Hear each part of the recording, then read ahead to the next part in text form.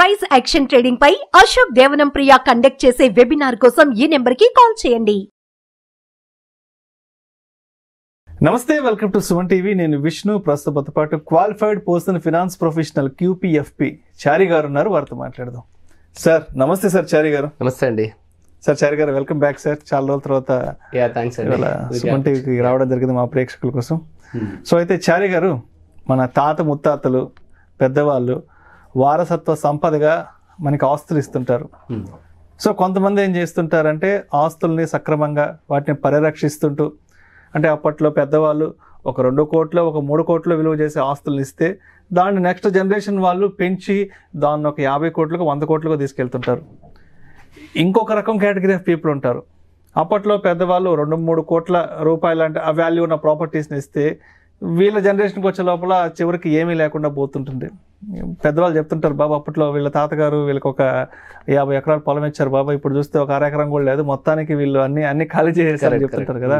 మరి ఈ విధంగా మన తాత ముత్తాతలు మన పెద్దవాళ్ళు మనకిచ్చే ఈ వారసత్వ సంపద ఆస్తుల్ని మనం ఏ విధంగా సక్రమంగా వాటిని పరిరక్షించి ఆ సంపదను వృద్ధి చేసి నెక్స్ట్ జనరేషన్స్కి మనం ఏ విధంగా అందించాలి అంటారు వాటిని? చాలా మంచి ప్రశ్న అండి.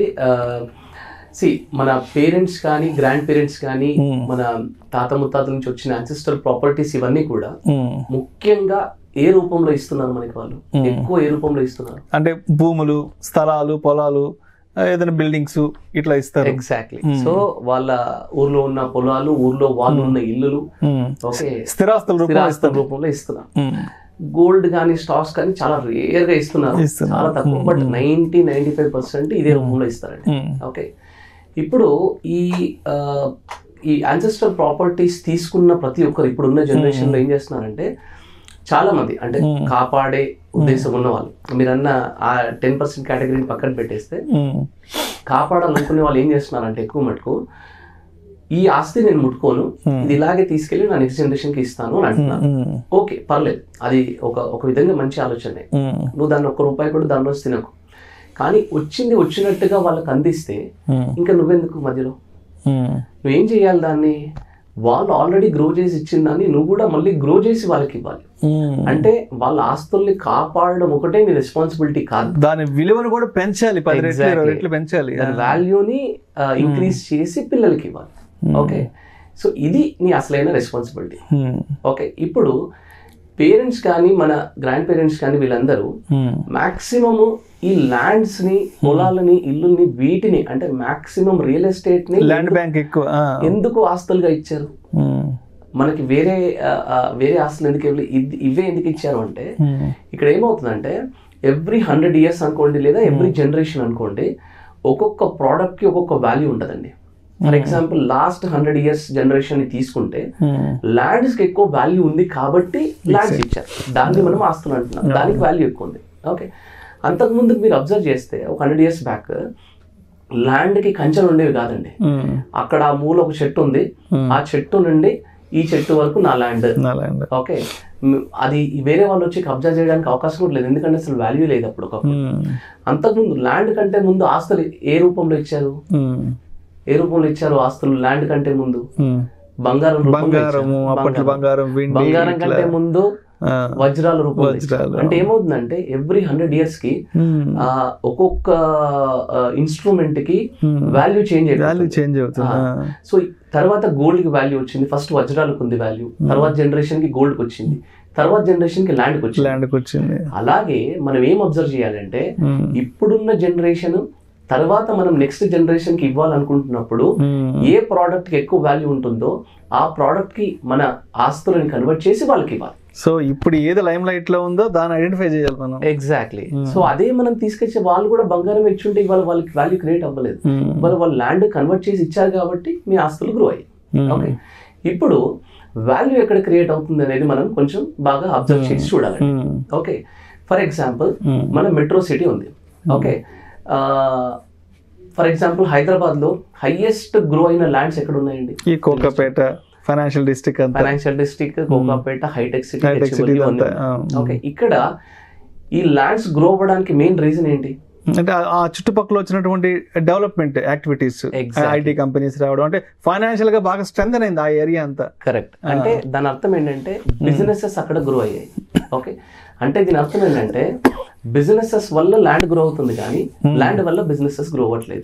అంటే ఈ జనరేషన్ కి నెక్స్ట్ జనరేషన్ కి వాల్యూ క్రియేట్ చేసేది బిజినెస్. ఇంకో ఎగ్జాంపుల్ తీసుకుందాం. ఫర్ ఎగ్జాంపుల్ ఇవాళ మనం ఇక్కడ ఈ బిల్డింగ్ లో కూర్చొని చేస్తున్నాం. ఈ బిల్డింగ్ అంతా సుమన్ టీవీ ఉందనుకోండి. సుమన్ టీవీ వల్ల బిల్డింగ్ కి వాల్యూ వస్తుందా, లేదా బిల్డింగ్ వల్ల సుమన్ టీవీకి వాల్యూ వస్తుందా? సుమన్ టీవీ తలుచుకుంటే ఇలాంటి బిల్డింగ్లు 10 కొనగలుగుతుంది, 100 కొనగలుగుతుంది. అంటే దీని అర్థం ఏంటంటే బిల్డింగ్ వల్ల కాదు సుమన్ టీవీకి వాల్యూ వచ్చేది, ఈ సుమన్ టీవీ అనే బిజినెస్ వల్ల ఈ బిల్డింగ్ కి, ఈ లొకేషన్ కి ఒక వాల్యూ ఉంటుంది. ఎగ్జాక్ట్లీ. అంటే దీని అర్థం ఏంటంటే ఈ బిజినెసెస్ కి వాల్యూ ఉంది. ఇప్పుడు ఒకప్పుడు వజ్రాలకు ఎలా వాల్యూ ఉందో, ఒకప్పుడు గోల్డ్ కి ఎలా వాల్యూ ఉందో, ఒకప్పుడు ల్యాండ్ కి ఎలా వాల్యూ ఉందో, ఇవాళ బిజినెసెస్ కి వాల్యూ ఉంది. ఈ బిజినెసెస్ అన్ని కూడా ఇవాళ స్టాక్ రూపంలో ఉన్నాయి.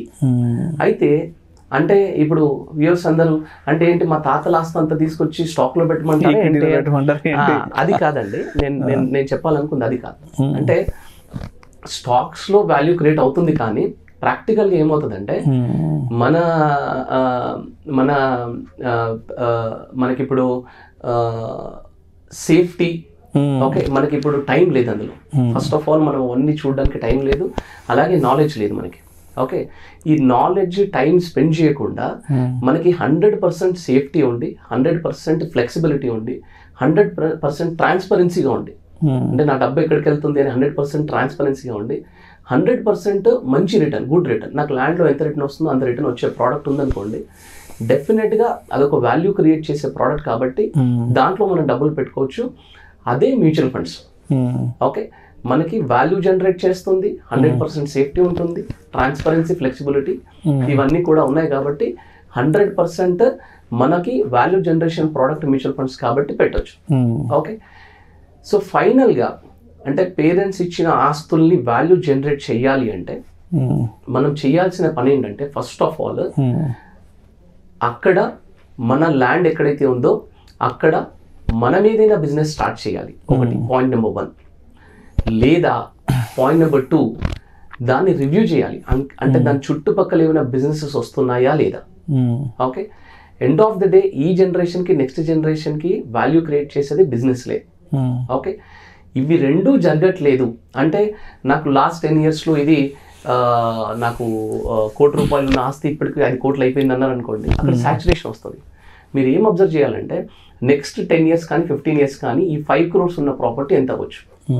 లేదండి ఆల్రెడీ ఎక్కువైపోయింది, ఇంకో 10 సంవత్సరాల వరకు ఇది పెరిగే అవకాశం లేదన్నారు అనుకోండి, వెంటనే ఖచ్చితంగా మీరు బిజినెసెస్కి ట్రాన్స్ఫర్ చేయాలి. అంటే మ్యూచువల్ ఫండ్కి ట్రాన్స్ఫర్ చేసి తీరాల్సిందే అందులో.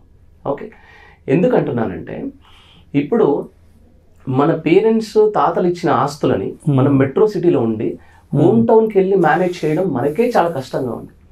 అలాంటిది నెక్స్ట్ జనరేషన్ వాళ్ళు ఎప్పుడు ఎక్కడ ఏ కంట్రీలో ఉంటారో తెలియదండి.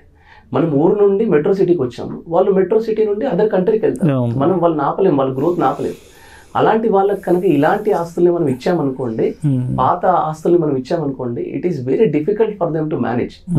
అందుకని ఫస్ట్ ఆఫ్ ఆల్ ఒకటి అక్కడ బిజినెస్ ఏదైనా స్టార్ట్ చేస్తారా, లేదా దాని చుట్టుపక్కల ఫ్యూచర్ డెవలప్మెంట్ బిజినెస్ ఏమైనా వస్తున్నాయా, లేదా మూడవది తీసి బిజినెసెస్ మ్యూచువల్ ఫండ్స్ లాంటి ప్రోడక్ట్లు ఏమైనా పెడతారా.